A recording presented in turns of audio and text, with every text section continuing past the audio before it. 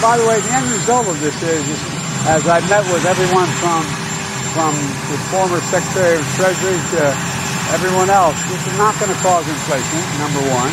You'd think if the Republicans really cared about reducing inflation, they would have voted for the Inflation Reduction Act.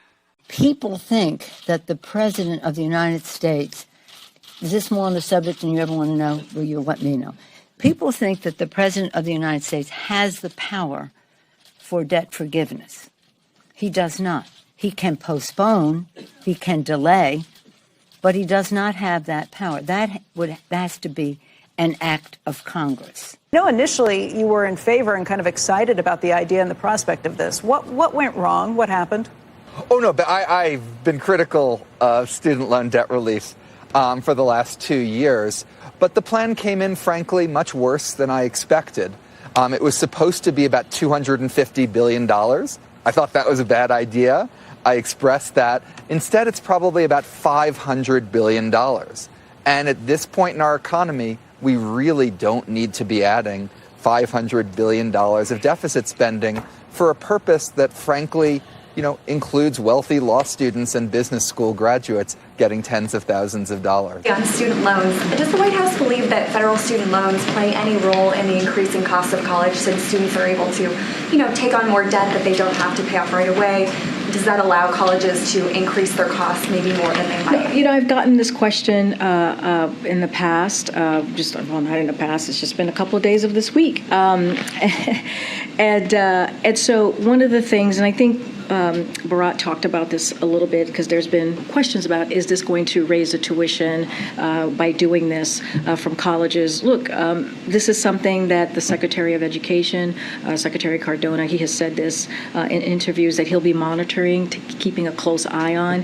He will continue to take the steps. Breathing room, middle class Americans, a little bit more breathing room. And when you do that, they are going to have extra money to buy that house. They're going to have a little extra money to... All the people who are complaining out there, it's the people who actually paid off their student loans already, or maybe didn't take any student loans and saved money up to pay them before they went to college or didn't go to college.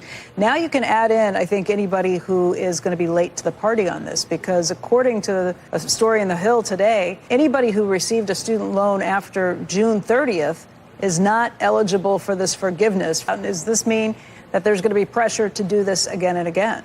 Yeah, I'm worried that there's going to be pressure to do this again and again. If there's the legal authority to do this now, and by the way, I don't know if there even is the legal authority to do this now, I'm not a lawyer, then why wouldn't you do it again 2 years from now and 2 years after that? And these types of unfairnesses, they're felt really strongly.